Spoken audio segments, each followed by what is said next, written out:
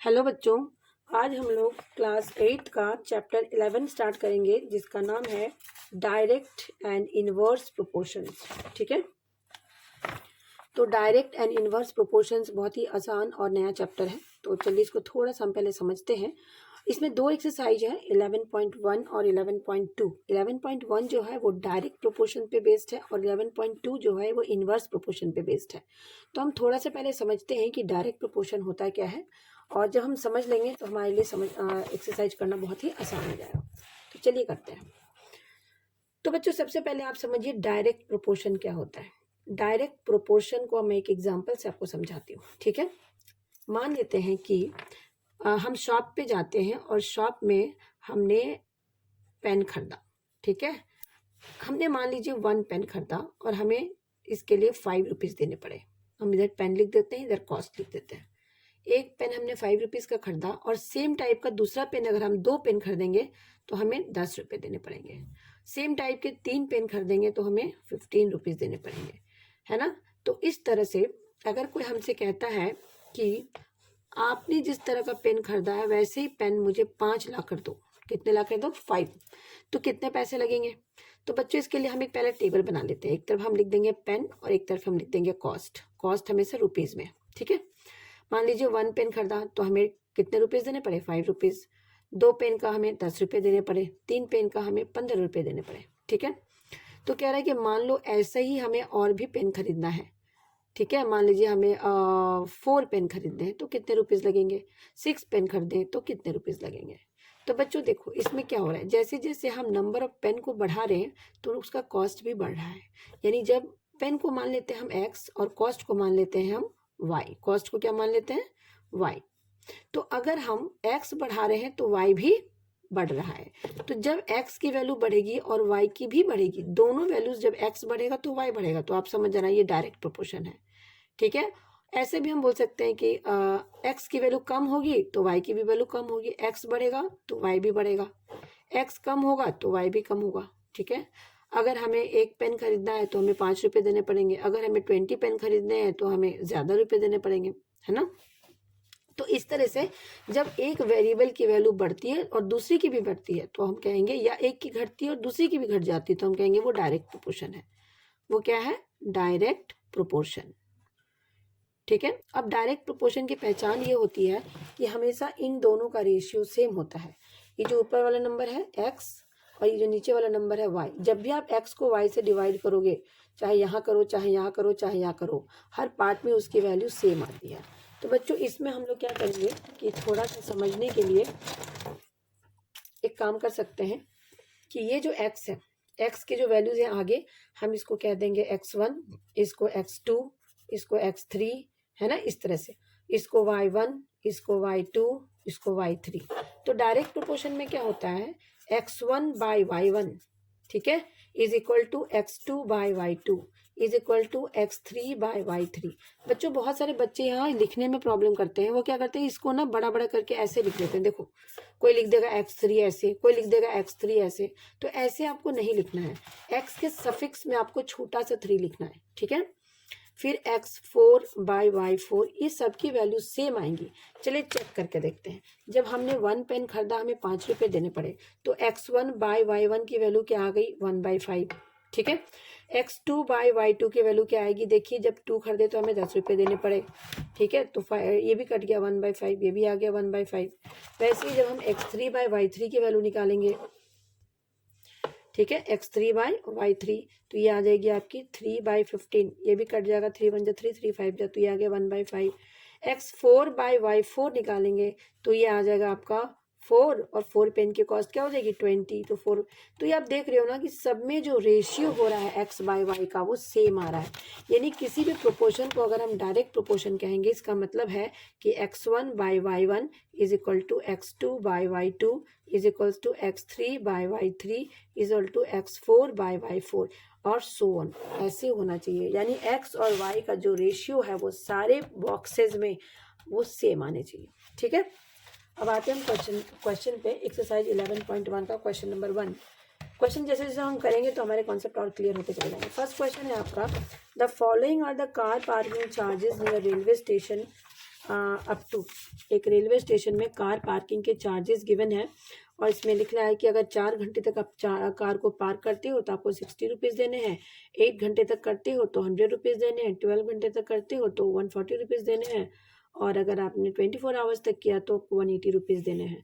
तो check if the parking charges are in direct proportions to the parking time, क्या time और charges का जो रेशियो है वो डायरेक्ट है, ये हमें चेक करना है। ठीक है, तो हम एक काम करते हैं, इस क्वेश्चन नंबर 1 को करने के लिए पहले एक छोटा सा टेबल बना लेते हैं। जब हम टेबल बना लेते हैं तो हमारे लिए देखना समझना सब आसान हो जाता है। ठीक है, तो यहाँ पे हम लिख देते हैं पार्ट टाइम और यहाँ पे हम लिख देते हैं चार्जेस। चार्जेस हम रुपीज़ में लिखाएंगे, जब भी हम चार्जेस लिखेंगे तो हम रुपीज़ में अगर लिखते हैं तो यहाँ पे हम रुपीज़ लिख देंगे, पैसे में लिखेंगे तो पैसे लिख देंगे, तो ये यूनिट को हमें यहाँ पे मेंशन करना होता है। तो टाइम है 4 आवर्स, चार्ज है 60 रुपीज़। टाइम है 8 आवर्स, चार्ज है 100 रुपीज़। टाइम है 12 आवर्स, चार्ज है 140 रुपीज़। टाइम है 24 आवर्स, चार्ज है 180 rupees. You have to say whether these informations are in direct proportion और नॉट। तो लेट अस चेक। तो बच्चों अभी मैंने आपको बताया कि इसको हम x1, इसको x2, इसको x3 और इसको x4 बोल देंगे। नीचे वाले को y1, इसको y2, इसको y3 और इसको y4 बोल देंगे। अब हम सबके रेशियो निकाल लेते हैं। पहले हम x1 बाई y1 का रेशियो निकालते हैं। x1 बाई y1 4 बाई 60, सो 4 1 जा 4, 4 15 जा 60, ये आ गया 1 by 15। Then x2 by y2 का रेशियो निकालते हैं। ये 8 बाई 100 है, 4 से काटते हैं, 4 2 जा 4 25 जा, ये आ गया 2 by 25। They are not same. अब हम निकालते हैं x3 बाई y3, ये क्या आ गया 12 बाई 140। ये भी हम काट सकते हैं 4 से, 4 3 जा 12, 4 5 जा, ये आ गया आपका 3 बाई 35। ठीक है, देन आपका नेक्स्ट आ गया x4 बाई y4। हम सारे रेशियोज को पहले निकालेंगे और देखेंगे कि क्या वो सेम है या नहीं है। 24 बाई 180, तो हम इसको काट देते हैं, 4 6 जा 4 4 जा 16 16 2 0, 4 5 जा 3 से कटेगा, 3 2 जा 3 15 जा, सो दिस इज 2 बाई 15। आप देख रहे हैं यहाँ पे ये सारे वैल्यूज जो हमारे आए हैं वो अलग अलग आए हैं, सेम नहीं है। तो हम लिखेंगे since x1 by y1 is not equal to x2 by y2 is not equal to x3 by y3 is not equal to x4 by y4, hence the given information is not in direct proportion।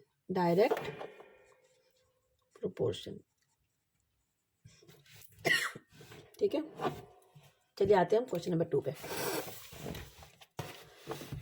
Question number 2 है, a mixture of paint is prepared by mixing 1 part of the red pigment with 8 parts of base in the following table, find the part of base that need to be added। Question number 2, ठीक है, इसमें part of red pigment given है और part of base given है, और part of red pigment और part of base मिलाकर एक मिक्सचर बनाया गया है, उसका रेशियो उसके वैल्यूज गिवन है। पार्ट ऑफ रेड पिगमेंट अगर 1 है तो पार्ट ऑफ बेस उसका 8 पार्ट होगा, 4 है तो उसका जो भी पार्ट होगा आपको निकालना है जो डैशेस गिवन है, और ये parts of red pigment given है, पार्ट ऑफ बेस आपको निकालना है। तो चलिए इसको निकालते हैं। इसको निकालने के लिए सबसे पहले हम एक टेबल बनाते हैं। ठीक है,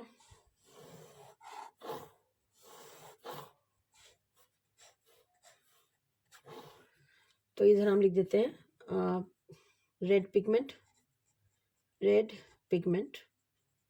और यहाँ पे हम लिख देते हैं base. Part of red pigment 8 है तो 1 है तो ये 8 होगा, फिर 4 है, देन 7 है, देन 12 है और हमें 20, ये सारे निकालने वैल्यूज। ठीक है बच्चों, तो देखिए फर्स्ट वाला क्या है, मैंने आपको बोला है कि सब में आपको क्या लिख देना है, पहले सब में आपको लिख देना है कि ये x1, ये x2, ये x3, ये x4, ये x5, नीचे y1, y2, y3, y4, y5। ठीक है, अब हमें पता है कि डायरेक्ट प्रोपोर्शन में x1 बाई y1 जो होगा वो x2 बाई y2 के बराबर होना चाहिए, वैल्यू लिख दीजिए। कि x1 by y1 equal to x2 by y2, ठीक है। तो यहाँ पे हम निकाल देते हैं x1 हमारा क्या है बच्चों 1/8, हम यहाँ पे 1/8 लिख देते हैं और यहाँ पे 4/y2 लिख देते हैं। क्रॉस मल्टीप्लाई कर दीजिए, क्रॉस मल्टीप्लाई करके आ गया y2 equal to 4 × 8, so y2 is equal to 32। हमारा y2 क्या आ गया 32, तो हम यहाँ पे क्या लिखेंगे, यहाँ पे लिख देंगे 30, ठीक है। अब हमारे पास ये दोनों आ गए, अब हमें ये निकालना है, तो ये x2/y2 equal to x3/y3, x2/y2 is equal to x3/y3 लिख देते हैं यहाँ पे। x2/y2 is equal to x3/y3, x2 कितना है 4 और ये 32, ये 7 और ये y3 हमें निकालना है। क्रॉस मल्टीप्लाई कर देते हैं, इसको इधर इसको इधर, तो ये कितना हो गया, ये हो गया y3 × 4 equal to 7 × 32, so y3 is equal to 7 × 32 upon 4, 4 1 जा 4, 4 8 जा, सो y3 इज इक्वल टू 7 8 जा 56, सो y3 की वैल्यू कितनी हो गई 56 हो गई, y3 की वैल्यू कितनी हो गई 56, ठीक है। चलिए आते हैं हम अपने नेक्स्ट क्वेश्चन पे। हमारा नेक्स्ट क्वेश्चन है, इसका नेक्स्ट पार्ट पे, इसका नेक्स्ट पार्ट हम यहाँ पे लिख देंगे, इसकी जो वैल्यू आई है हमारी 56, ठीक है। अब थर्ड पार्ट देखिए क्या है, हमें ये लिखना पड़ेगा कि 7/56 इज इक्वल टू 12 हमने इसको y4 लिया है, यानी x3/y3 is equal to x4/y4, x3/y3 is equal to x4/y4, ये चीज हम कर देते हैं यहाँ पे, x3/y3 is equal to x4/y4। बच्चों देखिए x3 कितना है 7 और 56, ये हमारा है 7/56, ठीक है। तो ये हो गया 7/56 is equal to 12/y4। Cross multiply कर देते हैं इसको इधर इसको इधर, तो ये क्या हो जाएगा, ये हो जाएगा आपका y4 × 7 is equal to 12 × 56, so y4 is equal to 12 × 56 by 7, 7 1 जा 7, 7 8 जा 56, 12 8 जा 7, 2 8 2 जा 16, 96, तो ये हमारा आ गया 96, कितना आ गया 96, तो हमें फोर्थ वाला भी पार्ट मिल गया 96, लास्ट हमारा ये बच गया, तो इसके लिए हम 12/96 is equals to 12/96 is equals to 20 by वो कर देते हैं, ठीक है। एक और पार्ट हमारा बचा हुआ है, उस पार्ट को कर देते हैं, ये पार्ट हमारा है, तो हम इसको क्या लिखेंगे x1 x2 x3 x4, तो x4/y4 is equal to x5/y5, ठीक है। x4 कितना है बच्चों, x4 है हमारा 12/96 और ये हमारा 20 और ये हमें निकालना है। क्रॉस मल्टीप्लाई कर दीजिए इसको इधर इसको इधर, so 12 × y5 is equal to 20 × 96, so y5 is equal to 20 × 96 by 12, इसको हम काटते हैं, 12 1 जा 12, 12 8 जा, सो 20 × 8 इज 160, तो हमारा कितना आ गया y5 160, तो हम यहाँ पे क्या लिख देंगे, यहाँ पे लिख देंगे 160, तो ये हमारा टेबल कंप्लीट हो गया, ठीक है। चलिए आते हैं अब हम अपने नेक्स्ट क्वेश्चन पे। हमारा नेक्स्ट क्वेश्चन है क्वेश्चन नंबर 3। क्वेश्चन नंबर 3 कहता है कि in question 2 above if one part of red pigment required 75 ml of base, कहता है one part of red pigment को कितना बेस चाहिए 75 ml चाहिए, तो how much red pigment should we mix, ठीक है, विथ 1800 ml ऑफ बेस। इसी क्वेश्चन को ना इन्होंने थोड़ा एक और पार्ट बढ़ा दिया है और इसमें ये कह रहे हैं कि अगर एक पार्ट में 75 ml बेस है, सेम टेबल बनेगा इस क्वेश्चन में भी, तो हम सेम ही टेबल बनाएंगे यहाँ पे भी, ठीक है। टेबल जरूर बनाना है इसमें, क्योंकि टेबल से ही आपका जो है वो क्वेश्चन आराम से बन जाएगा, ठीक है। तो हम यहाँ पे लिख देते हैं कि parts of red pigment, parts of red pigment और ये बेस, पार्ट ऑफ बेस और ये जो बेस है वो ml में है, किस में है, मिलीलीटर में। ठीक है, कह रहा है अगर 1 पार्ट रेड पिगमेंट है तो 75 ml बेस है, तो अगर 1800 ml ऑफ बेस है तो इसका रेड पिगमेंट क्या होगा। ठीक है, तो बच्चों देखो सेम चीज हमें यहाँ पे करना है, this by this is all to this by this, this by this is all to this by this, इसको हम x मान लेते हैं, इसको हम क्या मान लेंगे, x। तो हम वही करेंगे, this by this, this by this. तो बच्चों ये क्या है, ये है x 1/1/75 is all to x by 1800। अब क्रॉस मल्टीप्लाई कर देते हैं, तो ये आ गया 1800 is all to x into 75। So 1800 by 75 is all to x। अब इसको हम काट देते हैं। ठीक है, तो 75 टू 2 और ये 4। सो x की वैल्यू आ गई आपकी 24। कितनी वैल्यू आ गई बच्चों, 24। तो इस x की जगह पे कितना आ गया हमारा, 24। ठीक है, चलिए आते हैं हम नेक्स्ट क्वेश्चन पे, जो हमारा है क्वेश्चन नंबर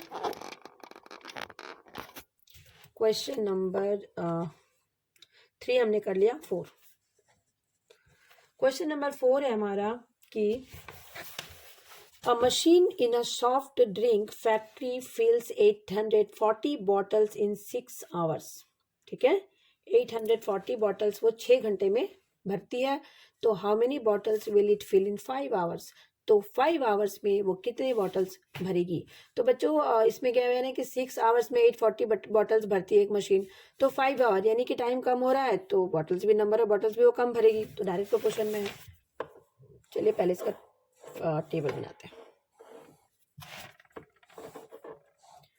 तो हम यहाँ पे लिख देंगे पहले number of bottles, number of bottles, और यहाँ पे time taken, time taken in hours. ठीक है, तो ये कह रहा है कि 840 बॉटल्स वो 6 आवर्स में भरता है, तो बताओ 5 आवर में कितनी बॉटल भरेगा। तो बच्चों हम इसको x मान लेते हैं कि मान लिया 5 आवर में x बॉटल भरेगा, तो डायरेक्ट प्रोपोर्शन बनेगा ये, यानी 840 by 6 is all to x by 5। इन दोनों का रेशियो और इन दोनों का रेशियो सेम होना चाहिए, तो this by this is all to this by this, आप यही करेंगे। ठीक है, अब क्रॉस मल्टीप्लाई कर देते हैं इधर, तो हो गया 5 into 840 by 6 is all to x। 6 इसको काट दीजिए, 6 1 जा 6 40, सो 7 14 700 इज ऑल टू x, यानी x की वैल्यू कितनी आ गई बच्चों, 700। यानी ये जो बॉटल्स, नंबर ऑफ बॉटल्स कितना भरेगा, 700 भरेगा। ठीक है, तो बस हो गया, हम लिख देंगे कि 700 bottles will be filled in 5 hours, यानी 5 आवर्स में वो 700 बॉटल्स को ही फिल करेगा। ये डायरेक्ट प्रोपोर्शन में क्या होते हैं, जब टाइम बढ़ेगा तो नंबर ऑफ आर्टिकल्स भी बढ़ेगा, जब टाइम कम होगा तो number of production of articles भी कम होगा। ठीक है, आते हैं क्वेश्चन नंबर 5 पे। A photograph of a bacteria enlarges 50,000 times, attains a length of 5 centimeter as shown in the diagram. What is the actual length of the bacteria if the photograph is enlarged by 20,000 times only? What would be its enlarged length? Question समझिए क्या कह रहा है। Question कह रहा है कि एक जो फोटोग्राफर है, ठीक है, उसने बैक्टीरिया को 50,000 टाइम्स बड़ा दिखाया। अगर एक बैक्टीरिया की एक्चुअल लेंथ 5 सेंटीमीटर की है, तो आपने उसने उसका एनलार्ज जो बनाया, एनलार्ज उसको कितना टाइम्स बढ़ा के बनाया, 50,000 टाइम, जबकि उसकी एक्चुअल लेंथ 5 सेंटीमीटर की थी और ये एनलार्ज लेंथ है। कह रहा है कि अगर फोटोग्राफ ने उसको 20,000 टाइम एनलार्ज किया तो बताओ उसकी एक्चुअल लेंथ क्या होगी। ठीक है, तो यही क्वेश्चन है हमारा, चलिए बनाते हैं।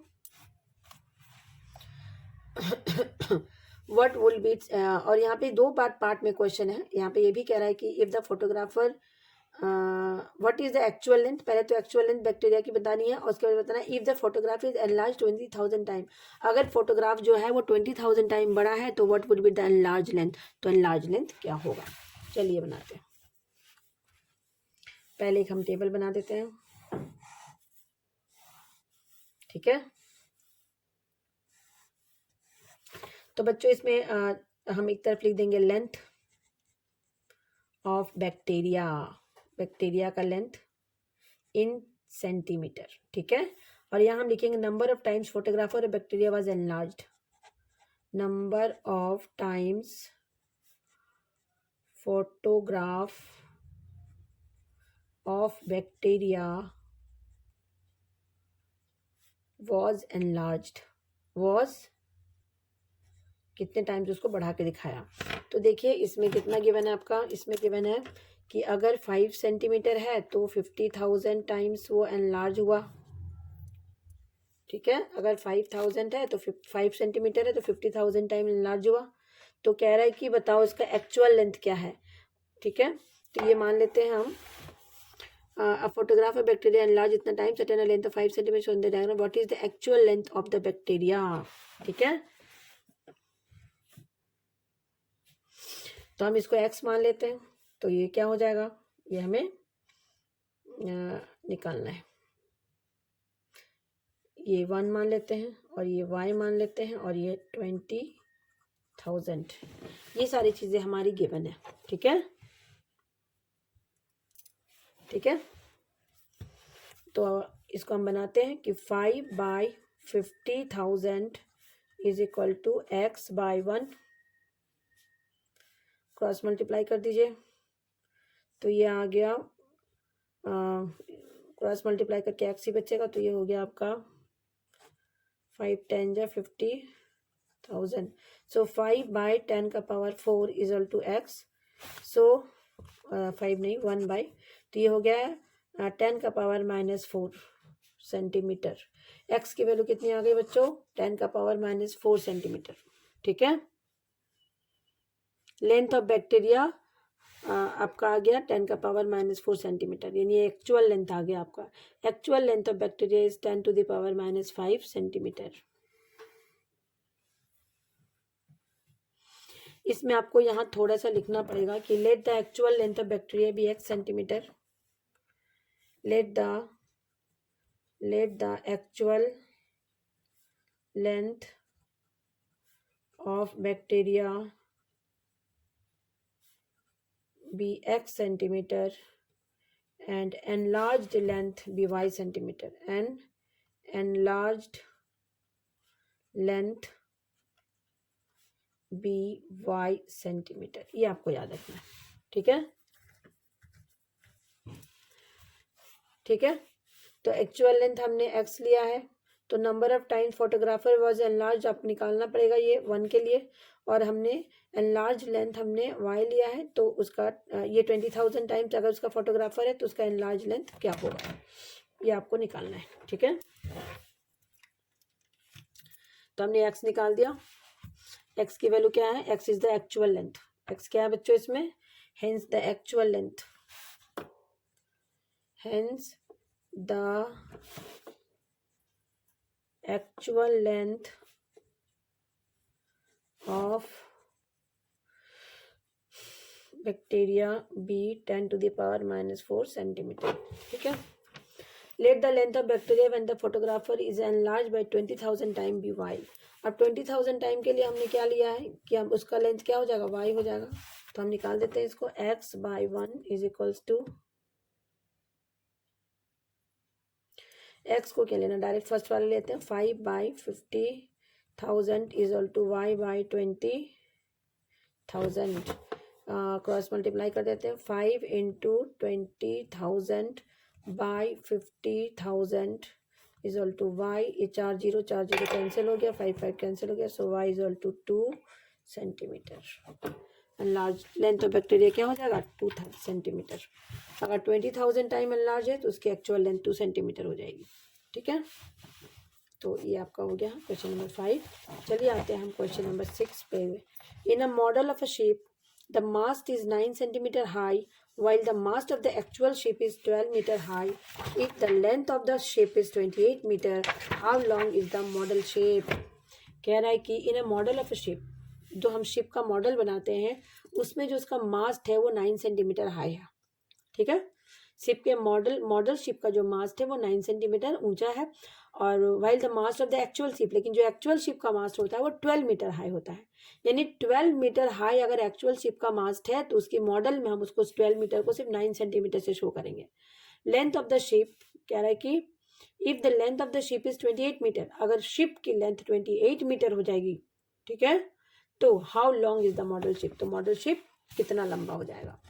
तो इसके लिए भी हम वही करेंगे, एक छोटा सा टेबल बनाएंगे। ये हमारा है क्वेश्चन नंबर 6।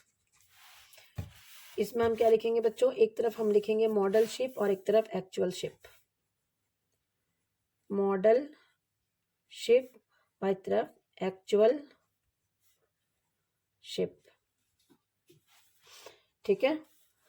तो अगर ये 9 सेंटीमीटर है, अगर ये एक्चुअल 12 मीटर है तो ये 9 सेंटीमीटर का उसका मास्ट है, और अगर ये 28 मीटर होगा तो इसका लेंथ ऑफ शिप ये निकालना है आपको।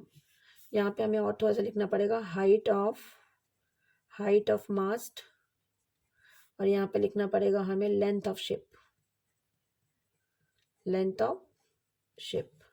ये हम इसको एक्स मान लेते हैं, ठीक है। ये हमारे गिवन है कि मॉडल शिप और एक्चुअल शिप है। मॉडल शिप में जो हाइट ऑफ मास्ट है वो 9 सेंटीमीटर का है, एक्चुअल शिप का 12 सेंटीमीटर का है। मॉडल शिप का जो लेंथ ऑफ शिप है वो क्या होगा अगर एक्चुअल शिप की लेंथ 28 मीटर की है तो बस इसमें डायरेक्ट प्रोपोर्शन लगा देंगे हम डायरेक्ट, ठीक है। Let the length of mast of the model ship be X, हमने इसको एक्स मान लिया है। तो अब इसको ज़्यादा कुछ नहीं करना है। 9/12 is equal to X by 28 लिख दीजिए, क्रॉस मल्टीप्लाई कर दीजिए। 9 × 28/12 इज इक्वल टू एक्स। 3 3 जा 9, 3 4 जा 4 1 जा 4 4 7 जा, सो 21। एक्स की वैल्यू कितनी आ गई बच्चों, 21 सेंटीमीटर। अगर एक्चुअल शिप की लेंथ 28 मीटर है तो मॉडल शिप में उसका लेंथ 21 सेंटीमीटर होगा, ठीक है। चलिए आते हैं क्वेश्चन नंबर 7 पे। क्वेश्चन नंबर 7 है हमारा, ये देखिए, suppose 2 kg of sugar contents इतना क्रिस्टल। अगर आपने 2 किलो और शुगर खरीदा है तो उसमें जो छोटे छोटे दाने होते हैं, क्रिस्टल्स मतलब शुगर के जो शुगर के जो पार्टिकल्स होते हैं वो 9 × 10⁶ क्रिस्टल्स हैं। How many sugar crystals are there in 5 kg of sugar and in 1.2 kg of sugar. कहता है अगर आपने 2 kg शुगर खरीदा तो उसमें नंबर ऑफ क्रिस्टल है 9 × 10⁶। अगर आपने 5 kg खरीदा तो उसमें नंबर ऑफ क्रिस्टल क्या होगा, और अगर आपने 1.2 kg शुगर खरीदा तो उसमें नंबर ऑफ क्रिस्टल्स क्या होंगे। तो ये भी डायरेक्ट प्रोपोर्शन में है। ज़्यादा शुगर खरीदोगे तो ज़्यादा नंबर ऑफ क्रिस्टल्स होंगे, कम शुगर खरीदोगे तो कम नंबर ऑफ क्रिस्टल्स होंगे, ठीक है। चलिए बनाते हैं। इसमें है लिखेंगे amount of sugar in KG, amount of sugar इसको हम केजी में लिखेंगे, और नंबर ऑफ क्रिस्टल, ठीक है। तो amount of sugar in KG, amount अगर 2 kg का है तो नंबर ऑफ क्रिस्टल है 9 × 10⁶। कहता है अगर 5 kg होगा तो नंबर ऑफ क्रिस्टल क्या होगा, और 1.2 kg होगा तो नंबर ऑफ क्रिस्टल क्या होगा, ठीक है बच्चों। एक बार हमें ये निकालना है और एक बार हमें ये निकालना है। तो इसको निकालने के लिए हमें क्या करना पड़ेगा, this by this is equal to this by this. तो हम इसको एक्स मान लेते हैं, इसको हम क्या मान लेंगे, इसको हम एक्स मान लेते हैं, या कुछ भी मान लें, हमारी मर्जी है ना, कुछ भी ले सकते हैं। हमने इसको एक्स ले लिया और इसको भी हम कुछ ले लेंगे बाद में, ठीक है। तो ये हो जाएगा 2/9 × 10⁶ इज इक्वल टू 5/x, ठीक है। क्रॉस मल्टीप्लाई कर देते हैं, क्रॉस मल्टीप्लाई करेंगे तो ये एक्स इधर ये इधर, ये हो जाएगा 2 × x is equal to 5 × 9 × 10⁶। So x is equal to 5 × 9 × 10⁶ by 2। So x is equal to, बच्चों देखो इसको कैसे सॉल्व करना है। सबसे पहले 5 9 लिख दो, 45 × 10⁶ बाई 2। 45 को 2 से डिवाइड करो, तो 45 को 2 से डिवाइड करोगे तो 22.5 आएगा। कितना आएगा, ये आएगा 22.5 × 10⁶। अब देखिए आपने डेसिमल का रूल पढ़ा है कि डेसिमल को अगर आप इधर से एक डिजिट आगे लेके जाओगे, इसको आप स्टैंडर्ड फॉर्म भी, आप इसको ऐसे भी लिख सकते हो, छोड़ दो 22.5 × 10⁶। और दूसरी तरीका क्या है इसको करने का कि आप डेसिमल को ना हमेशा एक डिजिट आगे हमें लिखना पड़ता है, इसको स्टैंडर्ड फॉर्म में लिखना कहते हैं। इसको क्या कहते हैं, स्टैंडर्ड फॉर्म में लिखना। तो आप चाहो तो उसमें लिखो, नहीं भी लिखोगे तो इतना ही छोड़ दो, तभी आपका काम हो जाएगा, ठीक है। नंबर ऑफ क्रिस्टल आपका आ गया 22.5 × 10⁶, ठीक है। दूसरा है अगर 1.2 kg शुगर खरीदते हो, तो ये हमने निकाल लिया, ये हमें निकालना है। तो वही हम लिखेंगे 5/22.5 × 10⁶ इज इक्वल टू 1.2 अपॉन, इसको हम y मान लेते हैं, y। फिर क्रॉस मल्टीप्लाई कर देते हैं, 5 × y इज इक्वल टू 1.2 × 22.5 × 10⁶। और ये y हो जाएगा आपका 1.2 इंटू 22.5 इंटू 10⁶ बाय 5। ठीक है बच्चों हम पहले डेसिमल हटाते हैं। इस डेसिमल को हटाएंगे तो नीचे एक जीरो आएगा, इस डेसिमल को हटाएंगे तो नीचे एक जीरो आएगा। तो अब ये आ गया 500 है ना, और ये 12 इंटू 225 इंटू 10⁶ अपॉन 500। अब बच्चों देखिए 5 से काटते हैं हम, 5100, 5 4 जा 20 और 5 5। अब 12 को 45 से आप मल्टीप्लाई कर दीजिए, 12 को 45 से मल्टीप्लाई कीजिए तो ये आ जाएगा आपका 12 इंटू 45। अच्छा ये 1.2 था और ये 22.5 आ गया। ठीक है 12 इंटू 45 ये करेंगे हम तो ये आ जाएगा 4 5 जा 25 40 कितना आ जाएगा 540 अपॉन 100। 540 अपॉन 100 2 के बाद डेसिमल आएगा तो ये आ जाएगा 5.4। सो इट इज़ 5.4 इंटू 10⁶ आपका आंसर आ गया। मल्टीप्लाई करके आप देख लेना आपका आंसर आ जाएगा। ठीक है डेसिमल था, डेसिमल लगाना पड़ेगा ना इसमें, इसलिए। अब आ गया हमारा question number 8। Rashmi had a road map with a scale of 1 centimetre representing 18 kilometre.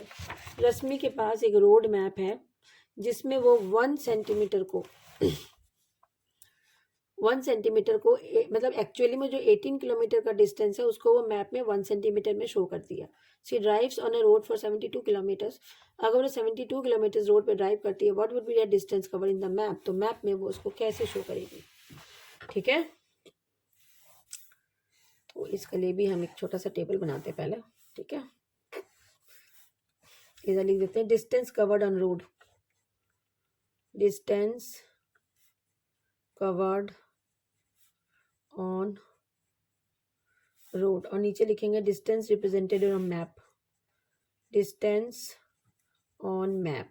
ठीक है ये किलोमीटर में हमारा रोड वाला और ये सेंटीमीटर में। ठीक है ये है 18 तो ये 1, ये 72 किलोमीटर है तो ये क्या होगा, इसको हमने x मान लिया। ठीक है तो 18 by 1 is all to 72 by X, cross multiply कर दीजिए 18 into X is all to 72 into 1। So x is equal to 72 into 1 upon 18, 18 1 18 4। So x की वैल्यू आ गई 4। क्या आ गई, अगर आप 72 किलोमीटर रोड पे चलते हो तो आपको मैप में 4 सेंटीमीटर से उसको रिप्रेजेंट करना पड़ेगा। Question number 9। क्वेश्चन नंबर 9 है हमारा 5 metre 60 centimetre high vertical pole cast a shadow of 3 metre 20 centimetre long. Find at the same time the length of the shadow cast by another pole of 10 metre 50 centimetre high. और इसका second part है the height of the pole which cast a shadow of 5 metre long. कह रहा है कि question आप समझिए, question जैसे समझ लेंगे पूरा बना लेंगे। ये मैंने फिगर बना दिया है इसका। ठीक है तो कह रहा है कि height of pole, height of pole metre में गिवन है और लेंथ ऑफ शेडो गिवन है, लेंथ ऑफ शेडो ये भी मीटर में गिवन है। अगर हाइट ऑफ पोल कितना है, हाइट ऑफ पोल है 5 मीटर 60 सेंटीमीटर। तो बच्चों देखो थोड़ा हम इसको सीखेंगे। ठीक है 5 मीटर 60 सेंटीमीटर, इसको हम क्या लिख सकते हैं 5 मीटर प्लस 60 अपॉन 100 मीटर। तो ये हो गया 5 मीटर प्लस 0.60 मीटर। सो ये बन गया 5.60 मीटर। ठीक है यानी 5 मीटर 60 सेंटीमीटर कितना बन गया 5.60 मीटर बन गया। तो अब हम यहाँ पे इसको 5.60 लिखेंगे। वैसे ही सिमिलरली यहाँ पे लिखा है 3 मीटर 20 सेंटीमीटर। तो 3 मीटर 20 सेंटीमीटर को हम लिख सकते हैं 3 प्लस 20 बाई 100 यानी 3.20 मीटर। ठीक है तो हम इसको लिख देंगे 3.20 मीटर। वैसे यहाँ पे 10.50 हो जाएगा और ये x हो जाएगा। ठीक है इसको सॉल्व कर देते हैं। डायरेक्ट प्रोपोर्शन है तो 5.60 by 3.20 is equal to 10.50 upon X. अब बच्चों यहाँ पे देखो 2 डिजिट के बाद डेसिमल है और नीचे भी 2 डिजिट के बाद डेसिमल है, तो हम डेसिमल को ऐसे ही हटा सकते हैं। ठीक है हम डेसिमल को ऐसे ही हटा सकते हैं। तो अब ये क्या बन गया, ये हो गया 560 by 320 is equals to 1050 upon X. ये 0 और ये 0 फिर से कट गया।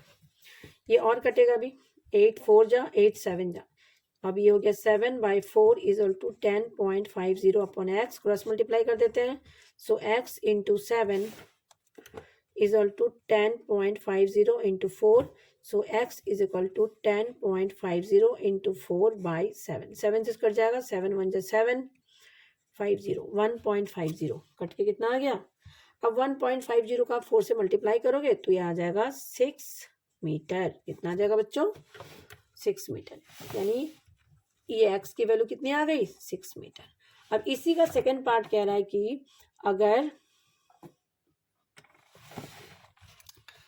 The height of the pole which cast a shadow 5 metre long, height निकालना है और शेडो गिवन है, ठीक है। हाइट आपको यहाँ पे, इसी को हम आगे बढ़ा देते हैं, हाइट आपको निकालना है और इसके शेडो गिवन है। शेडो कितनी गिवन है, 5 मीटर की, शेडो 5 मीटर की है और ये आपको निकालना है। तो हम इसको क्या मान लेंगे, इसको हम y मान लेते हैं। क्या मान लेंगे, y।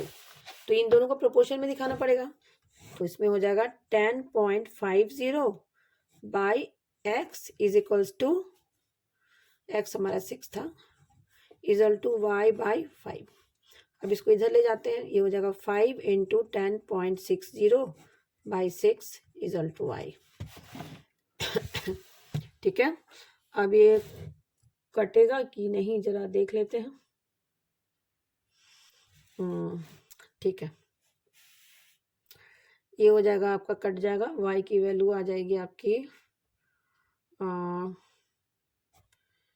ये 2 से काट देती हूँ मैं, 2 से नहीं 3 से काट देती हूँ, 2 जा 6, 3 3 जा, नहीं 3 से तो नहीं कटेगा ये हम काट देते हैं 2 से, 2 3 जा, और ये 6 से भी कट जाएगा, 6 1 जा 6 4 2 4 0। तो ये y की वैल्यू 10.50 इंटू 5 था ना, ये आ जाएगी। इसको मल्टीप्लाई कर देते हैं, पहले इसको काटते नहीं है, मल्टीप्लाई कर देते हैं। 5 into 10.50 by 6 equal to y, ठीक है। तो ये हो जाएगा 5 0 जा 0, 5 5 जा 25, 2 5 1 जा 5 by 6 equal to y। Divide कर लेना आपका, तो ये आ जाएगा 5 8 जा 48, 8.75, यानी 8 मीटर 75 सेंटीमीटर, ठीक है। ये कितना आ जाएगा, 8 मीटर 75 सेंटीमीटर, ठीक है। चलिए आते हैं इसके लास्ट क्वेश्चन पे, और ये लास्ट क्वेश्चन है हमारा क्वेश्चन नंबर 10। क्वेश्चन नंबर 10 कह रहा है कि a loaded truck travels 14 kilometer in 25 minutes. If the speed remain the same, how far it can travel in 5 hours?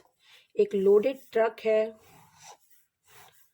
और वो जो ट्रक है, हम एक तरफ डिस्टेंस लिख देते हैं और एक तरफ टाइम लिख देते हैं। 14 किलोमीटर 25 मिनट में जाता है, डिस्टेंस को हम किलोमीटर में लिखते हैं और टाइम को हम मिनट में लिखते हैं। तो कह रहा है 14 किलोमीटर वो 25 मिनट में जाता है, तो वो 5 आवर्स में कितना डिस्टेंस कवर करेगा। तो बच्चे देखो 5 आवर्स को हम पहले मिनट में चेंज कर लेते हैं, ठीक है। तो आवर्स को मिनट में चेंज करने के लिए हमें 60 से मल्टीप्लाई करने पड़ेगा, तो ये मिनट हो जाएगा। तो 5 इंटू 60 300 मिनट्स, क्योंकि आपको जो भी यूनिट्स लेने हैं वो सेम होने चाहिए। नीचे वाला मिनट्स में गिवन है ये वाला, तो ये भी हमें मिनट्स में ही लिखने पड़ेंगे, ठीक है। और इसको हम एक्स मान लेते हैं, ये हमें निकालना है। जिसको भी अननोन क्वांटिटी में निकालना है उसको एक्स वाई जेड हम कुछ भी मान सकते हैं। अभी डायरेक्ट क्वेश्चन में तो this by this is all to this by this होगा, ठीक है। So 14/25 is all to X by 300 हो जाएगा। सो इसको क्रॉस मल्टीप्लाई कर दो, 14 into 300/25 is all to X. काट देते 5 5 जा 5 6 0, 5 1 जा 5 12। सो 12 इंटू 14 4 2 जा 8 168, यानी वो 168 किलोमीटर जाएगा 300 मिनट्स यानी 5 आवर्स में। तो हो गया हमारा आंसर, ये आ गया 168, ठीक है। तो ये चैप्टर था हमारा 11.1 जो हमारा हो गया है। नेक्स्ट सेशन में हम 11.2 करेंगे। तो बच्चों प्लीज़ आप एक बार प्रैक्टिस करके जाइएगा, एग्ज़ाम है आपके, ठीक है। साथ के साथ वीडियोस देखते देखते आप खुद से भी बनाइए। Thank you so much for watching the video.